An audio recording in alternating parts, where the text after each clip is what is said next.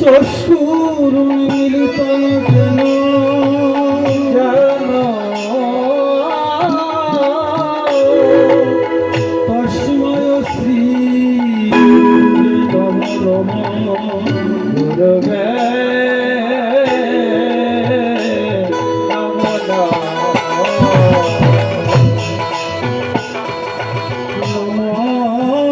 গুরু ব্রহ্মা গুরু বিষ্ণু গুরু বিষ্ণু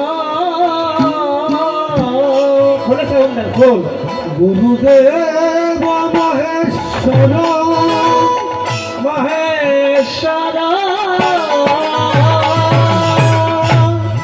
গুরুদেব পরম ব্রহ্ম পরম ব্রহ্ম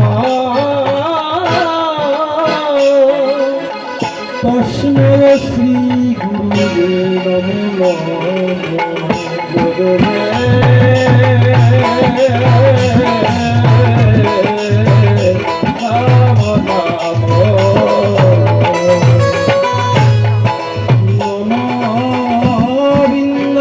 তুলসী গোপায়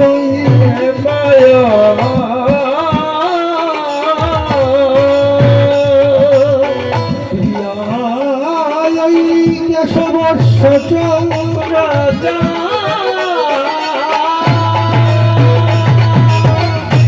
কৃষ্ণ ভক্তি প্রদে দেবী পদে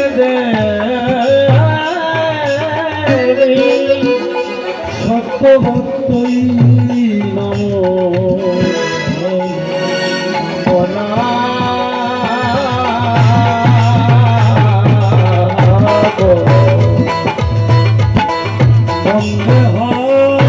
শ্রী গুরু শ্রী যুত পদ কমল কমল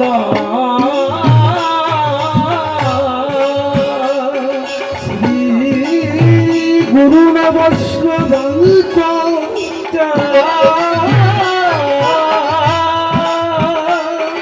শ্রীরূপ সাগ্র জাত সহ বনং রঘুনন্দিতং তং সর্বং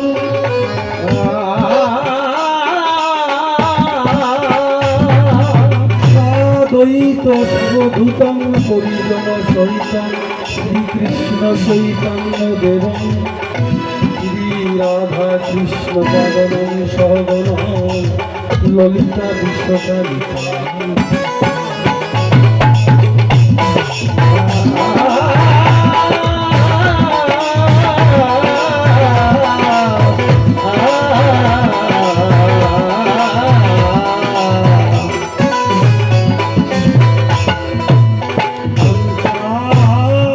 কল্পতরু ভজ ভাষা কৃপা সিন্ধুর বয়ে বচ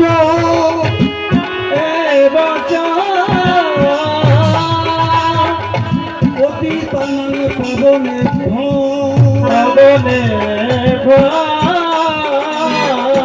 সকল বৈষ্ণবের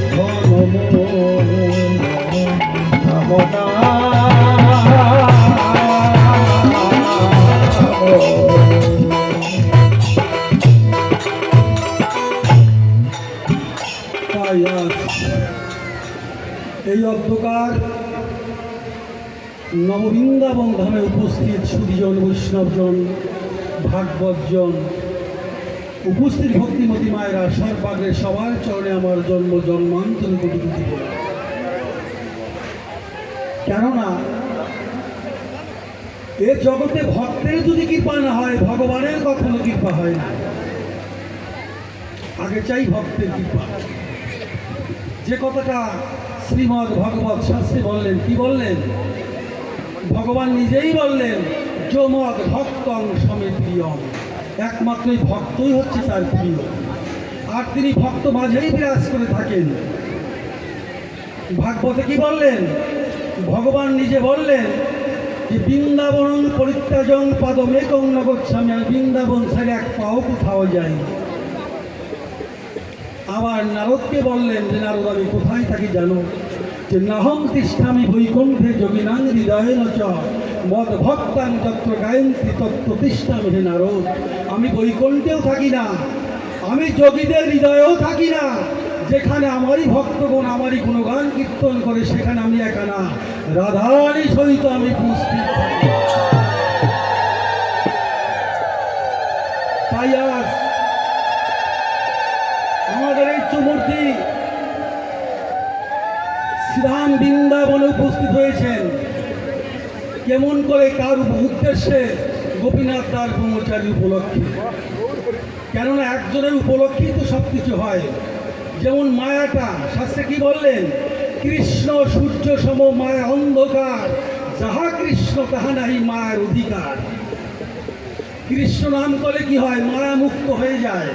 তদ্রূপ একদম কৃষ্ণ ভক্ত একজন কিন্তু পরম বৈষ্ণব যে গ্রামে উপস্থিত হন বা তার আগমন হয়, সেই গ্রামের কি হয়? যত অমঙ্গল সরবিত দূরবিত হয়ে সেই একজন গুরু গোবিন্দ রাতুল চরণ পদ্মে।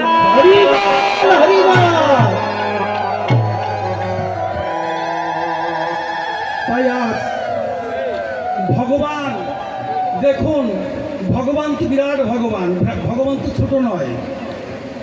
এই বিরাট ভগবান বিরাটত্ব হারিয়ে ফেলে ভক্তের কাছে এসে তার ভগবানের ভগবত্ব প্রকাশ থাকে না, তিনি নিজেও ছোট হয়ে যান। তাই এই ভক্ত আর এই ভগবান বেশি দূরের নয়, অনেক নিকটে কৃষ্ণ ভক্ত হয়েছেন। ভাগবত বললেন যে কোটি কোটির মধ্যে একজন ভক্ত, কোটি কোটি ভক্তের মধ্যে একজন মুক্ত ভক্ত। এই কোটি কোটি মুক্ত ভক্তের মধ্যে একজন সুদুর্লভ কৃষ্ণ ভক্ত, তিনি হচ্ছেন পরশ, তিনি হচ্ছেন পরশ। তাই বলছেন যে পরশ মণির পরশে যেমন লোহা হয় হেম, সাধুরও পরশে তেমনি বারে হরিপ্রেম।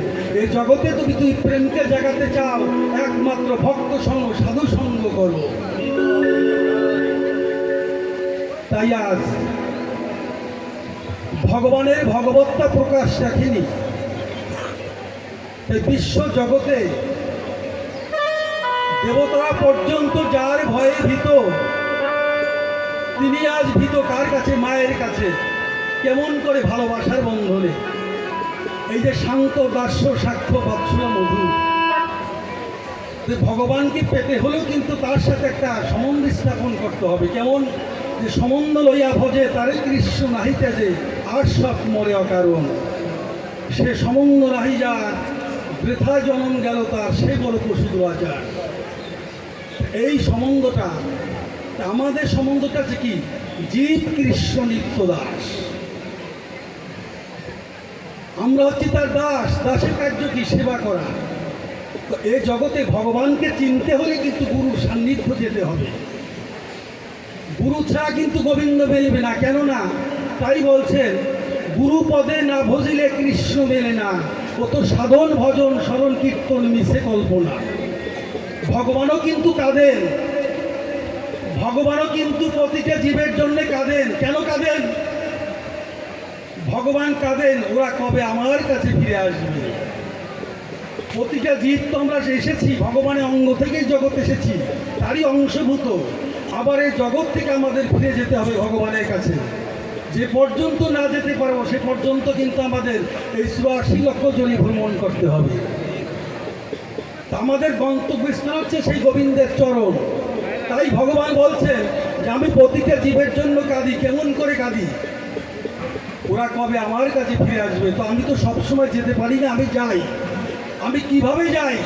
আমি প্রতিটা জীবের দ্বারে গিয়েছি, গুরুরূপ হয়ে গিয়েছি।